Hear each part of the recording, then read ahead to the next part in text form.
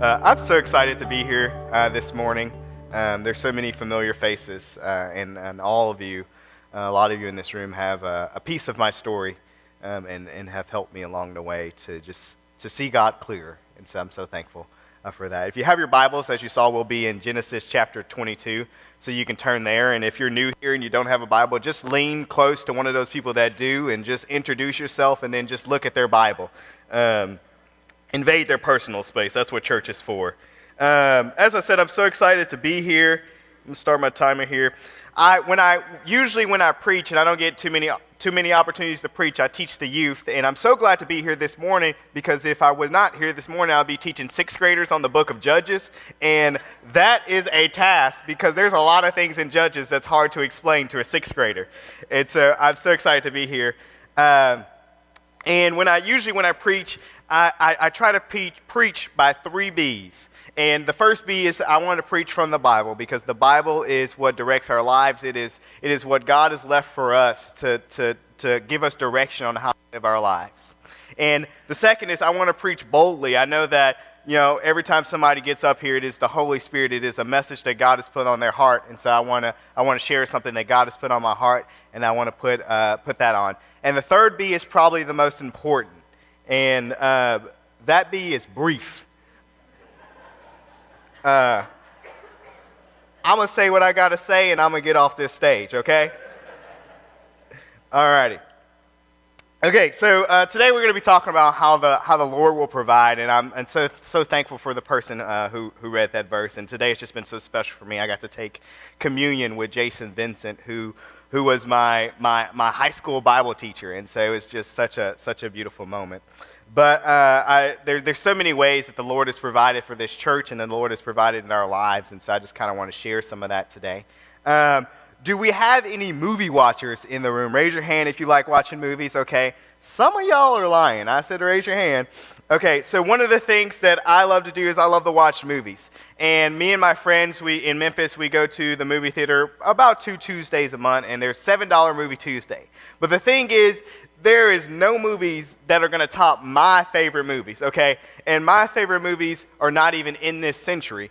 And I'll share just a couple of them with you, okay? And it's just a wild combination of movies, okay?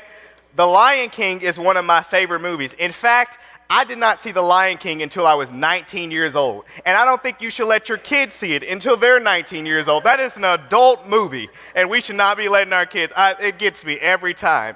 And the second is my all-time favorite movie, The Blues Brothers. I think the movie came out in the 80s, which was before I was born, but I make myself, I know, some of you are like, what?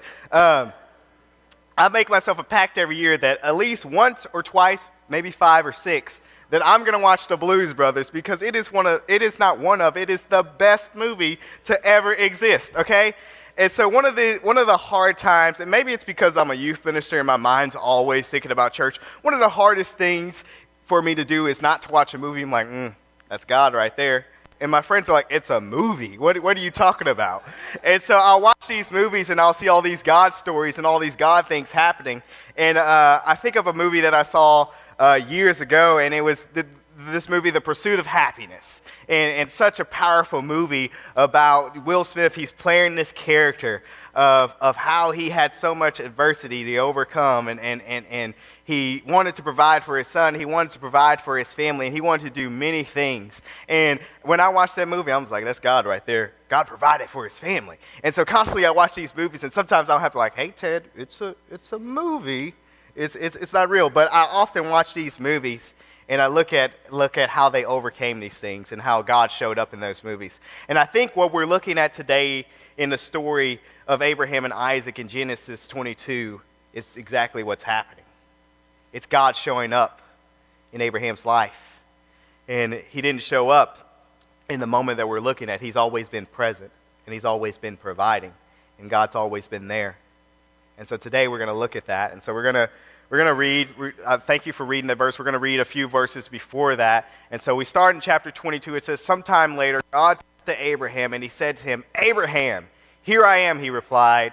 Then God said, take your son, your only son Isaac, whom you love, and go to the region of Moriah and sacrifice him there as a burnt offering onto the mountain which I will show you. And so we go on, and it says, early the next morning, Abraham got up and loaded his donkey. He took his 2 servants with him and his son Isaac. And when he had enough wood for the burnt offering, he set out for a place that God had told him. And on the 3rd day, Abraham looked up, and he saw the place in the distance. He said to the servants, stay here with the donkey while I and the boy will go there. We will worship, and we will come back to you. And we get to verse 6, and Abraham took the wood for the burnt offering and placed it on his son Isaac, and he himself carried the fire and the knife. As the 2 servants went together, Isaac spoke up and said to his father, Father. And Abraham replied, yes, my son. The fire and the wood are here, Isaac said, but where is the lamb for the burnt offering? Abraham answered, God himself will provide the lamb for the burnt offering, my son. And the 2 of them went off together. And so I skipped a couple of verses because I wanted to kind of get some things going. But when we talk about this series of how the Lord will provide, we skip a few verses and we get down to verse 13. This is one of the verses that I want to walk through you with this morning. Verse 13 is when Abraham bounds up his son Isaac, and he's tied up on the altar. And he says, Abraham looked up, and there in the thicket he saw a ram caught by his horns. He went over and took the ram and sacrificed it as a burnt offering instead of his son. And so today I want to work with you 3 points that I see from this story of Abraham that I see that can be applicable to our lives. And so I'll kind of work through those 3 as we go throughout the sermon. And the first one is God's provision may look different than what we expect. And he may show up in different ways than what we expect. And it's always funny how you have something planned for your life, and then God shows up and he says, I'm going to do something completely different. I want to share a story with you this morning that I was like, am I really going to share this? And those are usually the stories that are the best stories. So I go to this conference every year. It's a conference for youth ministers. And this year the conference was hosted in Dallas. And I was so excited to be there. It was like my 8th or 9th time going. And Steve Autry goes, okay? And so I was so excited to be there. And the conference usually is from a Monday to a Thursday. And so what happens, there's so many great things happen. But there's this big snowstorm that was coming through Dallas. And I'm like, oh, goodness. And so everybody started leaving, and I was like, hey, my flight is not getting canceled, so I'm not going to leave.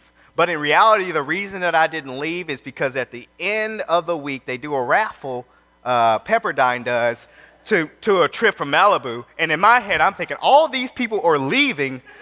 That raises my chance to win this trip. I don't care if I get stuck in the snow because 4 months later I will be in Malibu on the beach. So it's a good sacrifice here. Okay, so we get to Thursday night. 75% of the people are gone. And I'm looking at my flight, and my flight's not canceled. So I'm good. My co-minister, he left that morning because he didn't want to try it. And so it's one of my co-ministers. So it's me and another one of my co-ministers. We were like, we're gonna stay here, okay? And so we had this nice morning. We went and got breakfast, and we went to the airport. And we get to the airport, and it's empty. The line is just so empty. Even so, we went through one line, and the lady was like, you're in the wrong line. This is business select. I'm like, man, we're the only 2 people here. You're really going to make me go back over there? And the other picture is of me looking at all the canceled flights. But mine wasn't canceled, so that wasn't my problem. And so we get so close, we even get to see the plane. The plane is here, okay? And so I'm like, oh, our flight's not canceled. We're going. You know, boarding starts in 30 minutes. I'm eating my snacks and drinking my water and like, look at those fools. All those Memphis youth ministers left early. I'm going to get home before them and just have a relaxing day. And then suddenly the guy gets up there and he says, hey, we're not delaying the flight because of the weather. We're delaying the flight because the flight attendant has not shown up. It's like, okay. And so finally, because the flight attendant didn't show up, they end up canceling the flight. And I knew when the guy comes out, he's like, I'm going to go check on the plane and I'll be back. And he comes in, you kind of know when somebody's going to say bad. He takes that big, deep breath and he goes, before he speaks, he goes, and so what I do is I just get up and I start running to the rental car place. And so I get to the rental car place and we just like, okay, we're going to rent a car and we're just going to drive to Memphis. And the storms are coming towards us. And so we're driving to Memphis. The roads get kind of bad. And so we stay in Texarkana for the night. Texarkana is not fun. So we stay in a hotel in Texarkana for the night. And we get up the next morning and it's like, hey, we're going to finish this drive. And the drive is only about 4 hours from Texarkana to Memphis, okay? Suddenly we get an hour down the road, and the car we rented had this beautiful Apple screen. And suddenly, I'm glad we got gas, because the time kept going up. It went from 4, it's like, okay, that's reasonable. It went to 5, it went to 6 hours, it went to 8 hours, and then it went to 10 hours. Whew, Lord. And so we're driving and driving and driving, and finally we come to a standstill. And traffic is completely stopped. And I had heard probably one of the worst things I ever heard a car speak to me. It said, sorry, this road is no longer open. It is closed. So you mean to tell me I did not win the Malibu trip, and now I'm stuck here? And so what had happened is we were stuck on this road for 4 hours before we were able to move. I was hungry. And so as I think about this story, and as crazy and as silly as it is, the point that I want to make from this story is when we look at verse 13, and it talks about how God provided that ram in the bush. And when we think about God's provision and how he shows up in our lives,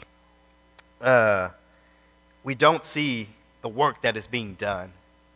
As Abraham and Isaac was walking up that mountain, and as they were there in that place, they didn't see what was being done. And I did not see what was being done in front of the traffic. I don't know if there was an accident. I don't know what was happening.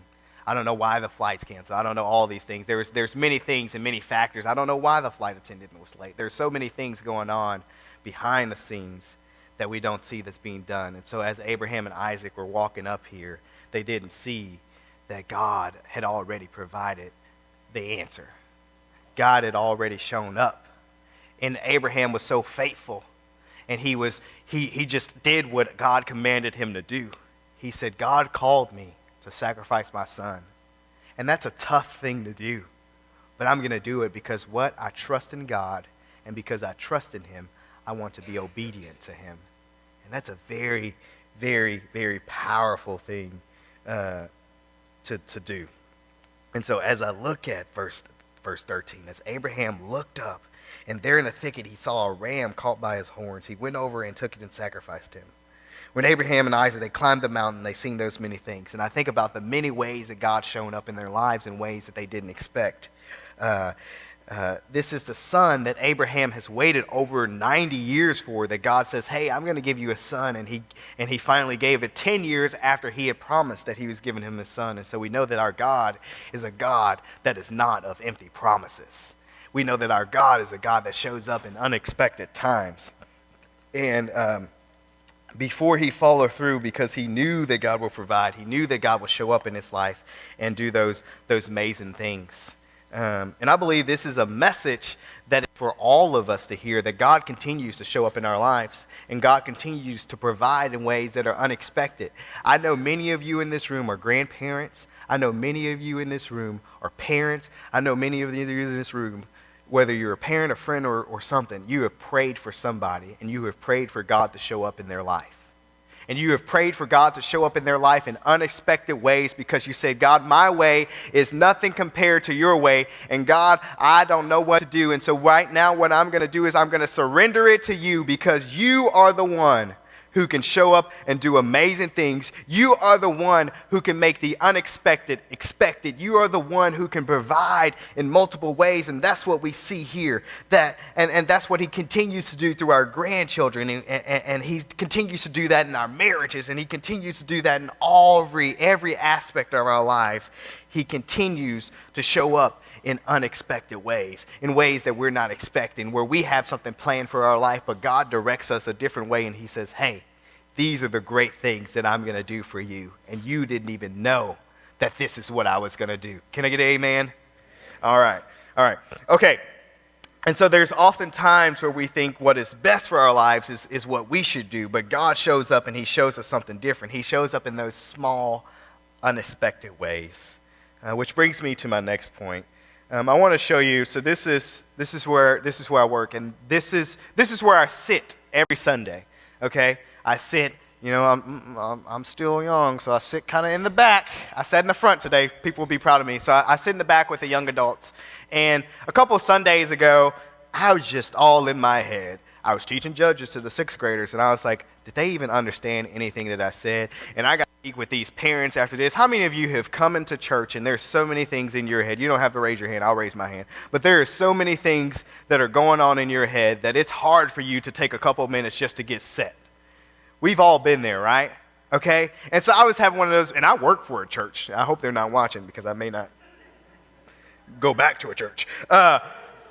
But there's so many times where we come to church and we just have so many things going on and so much in our head that it sometimes it takes a moment to clear that and to say, hey, and God says, hey, I'm trying to speak to you. I need you to clear your mind and open up your heart so I can speak to you. And the only way I can speak to you is if you're willing to listen, because if you don't want to listen, you can't hear what I'm trying to say to you.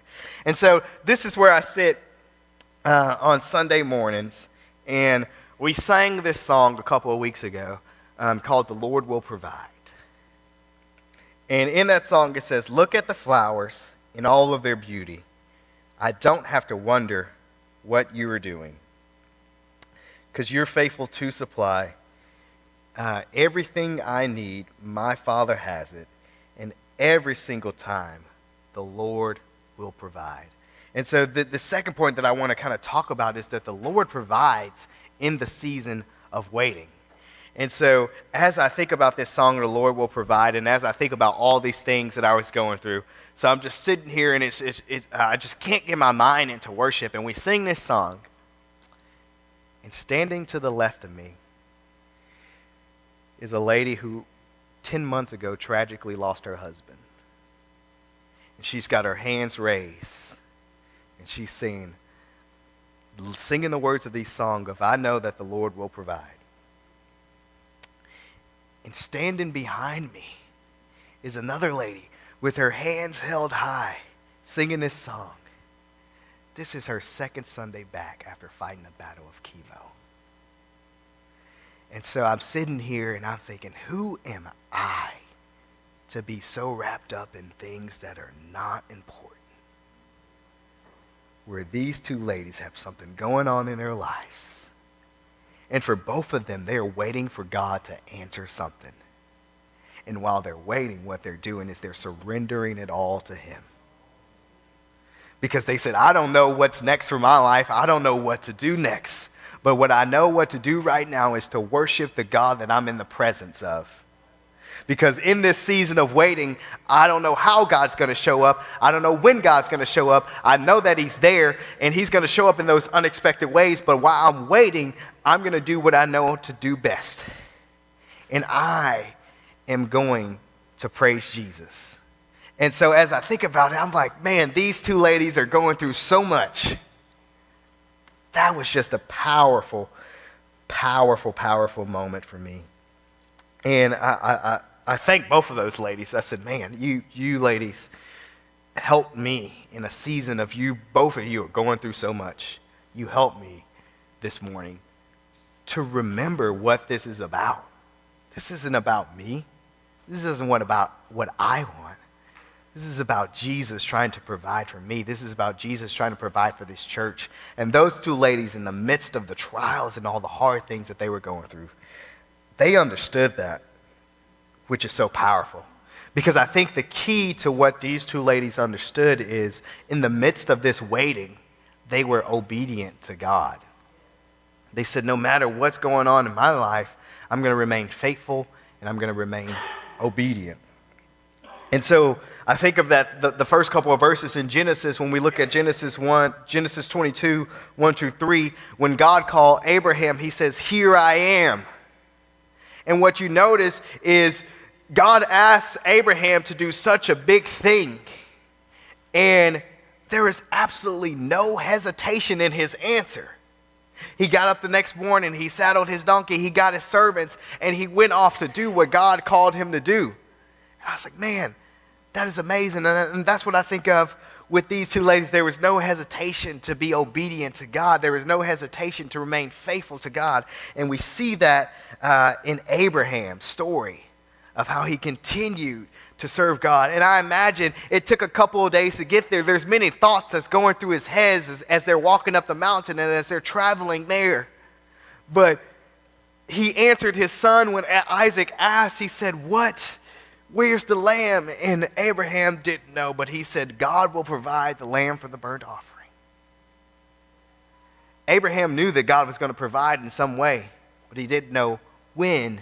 And so in this season of waiting, he trusted God, but there probably was a little bit worried there, but he knew that God was going to provide. And I think that's powerful. Recently, I've been reading a lot about Dietrich Bonhoeffer. I'm not sure if many of you know him. I recommend after church today, after lunch, you just go read everything on Dietrich Bonhoeffer. But I want to share a quote with you, and I'm actually going to tell a story about Dietrich Bonhoeffer, but I also wanted to share this quote. He says, and this is in something that he wrote called The Cost of Discipleship. He says, faith is only real when there is obedience, never without it, and faith becomes in an act of obedience. Faith becomes real in the act of obedience. And so we think about how Abraham and how many people have taken steps of faith, even when the future, even when the answer isn't clear. In the season of waiting, I think it's one of those things that's easier said to be obedient in a sense of waiting for answers. In a sense of, I know God is there, but you're wondering, how is he going to show up? How is he going to help you through that? And so I think that's a very powerful thing that is said there in that Dietrich Bonhoeffer said. And so the third one that I want to talk about this morning is that the Lord provides with community. And I think there's many times in my life, and there's many times in my friend's life where we try to get through things alone. And it seems impossible. We have God in our lives, but God also placed people to hold us accountable and also to help build us up.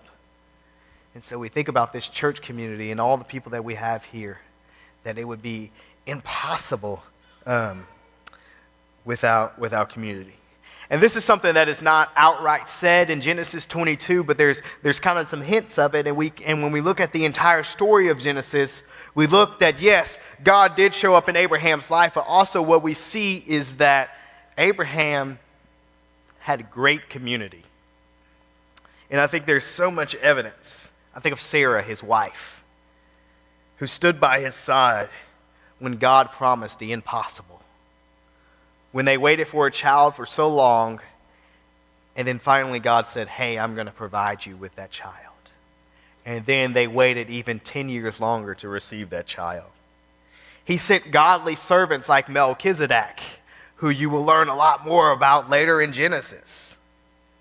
And he sent him a godly son like Isaac to be there with people. And so Abraham, God provided for him, but he also had great community. And I want to go back to Dietrich Bonhoeffer. He talks about standing strong in faith with support of others. And so I just want to tell you a little bit about Dietrich Bonhoeffer. Dietrich Bonhoeffer was a German pastor and theologian who stood against the Nazi regime in World War II. And he was deeply convicted that following Christ meant resisting evil, even at great personal cost. And so one of the things that Dietrich Bonhoeffer did is when the Nazis rose to power, Bonhoeffer had the opportunity to stay in comfort and to stay safe in America. And it's just such an honorable thing that he did, but he chose purposely to go to Germany in the midst of all the war and everything that's going on over there, because he believed God was calling him to stand with his people and stand with the persecuted church. And he wrote a book on faith and community called Life Together. And there's this powerful quote. He says, "The physical presence of other Christians is a source of incomparable joy and strength to the believer." And so I think about what Dietrich Bonhoeffer said, having the background of he was in the midst of war. And what he is saying is what has lifted me up and what has gotten me through this is God the Father who provides in the waiting, but also what has gotten me through this is the community that I have.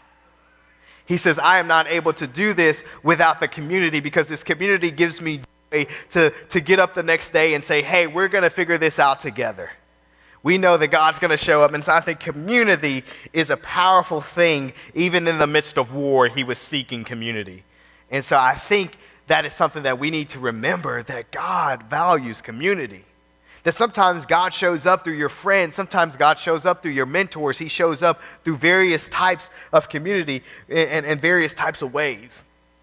And I think about this church and the great community that it has been for me. And I've mentioned before that I don't think I would be where I am without the community that I have within this church and how powerful the power of community is. But I also just think about McKnight Crossings in general. McKnight Crossings has had a history of great ministers. McKnight Crossings has had a history and currently has a history of great elders. And McKnight Crossings has had a history of great members. And so as I think about this church, I've been praying for this church as you guys are in a season of transition, of trying to figure out what's next. What I want to say to you today is that the Lord will provide. He will provide in this season of waiting. He will provide with the community that you have. It has been so amazing just to hear about all the people who have stepped up into this pulpit, who have preached, the people who have stepped up and led songs, the people who have stepped up in various ways to fill in the gap. And church, what I want to tell you today is we may not have an answer today. We may not know what God is doing in the waiting. We may not know what God is doing in this transition. But I want to tell you is that God has always provided for the McKnight Crossings Church of Christ. And he will continue to provide for the McKnight Crossings Church of Christ, now and forever. Okay? And so when I think about this season of waiting, when I think about community, when I think about how God shows up in unexpected ways, he's going to do that here. And I'm so excited to see the ways that he's going to do that here in the history of great things that has happened. And as I think about that verse that was at the end of the chapter just sums it all up. So Abraham called the place, the Lord will provide. And as it is said to this day, on the mount of the Lord, it shall be provided. Now, I'm a youth minister, so that means I'm no theologian. Let me just get that out of the way. But I feel like if I'm filling the shoes of a Jeff Crigler, I got to throw something in there that's theological. And so when I was kind of reading this Genesis chapter 22 and just letting it take over my life and letting the words just kind of come to me, one of the things that I looked at is in the original Hebrew language in Genesis 22, where Abraham's name, the place where it says God will provide for a ram for sacrifice instead of his son Isaac, the Hebrew phrase is Yahweh, which literally means that the Lord will see to it, or that the Lord will provide. And that is what he's doing in our lives. And that is what he is doing in our church. It's been a while since I've been here. There's a lot of new faces, and I don't know who's a visitor, and I don't know who's a member. And some of you don't know me. But when I think about Genesis 22, and I think about what God is doing, he's wanting to provide for you. Jesus says in Matthew, he says, "Come to me, all you who are wearied and burdened, and I will give you rest. Take yoke upon me and learn from me, for I am gentle and humble in heart, and you will find rest for your souls. For my yoke is easy and my burden is light." If you want to know more about how God has had a plan for you and how God will provide for you and what God can do for you, whether you're not baptized, whether you're a believer, whether you've been here for 20 years, God is inviting you into something. And he wants to provide for you. And he's standing there with arms wide open, and he says, "Come to me, all you who are weary and heavy laden, and I will give you rest." Because he provides in community, and he provides in a way, and one of the ways that he shows up is there's many things, many voids that we try to fill in our lives. We try to fill this God-shaped hole in our heart with many other things. But the only thing that can fill that space in our heart is Jesus. And he is inviting you to something this morning. And so I encourage you that if you want to get to know Jesus, or if you want to find out more about how the Lord can provide to you, I encourage you to talk to an elder, to come talk to me, to talk to anybody. Raise your hand if you said, "Hey, you can come talk to me." Okay, there we go. Talk to these people because they would love to be there for you.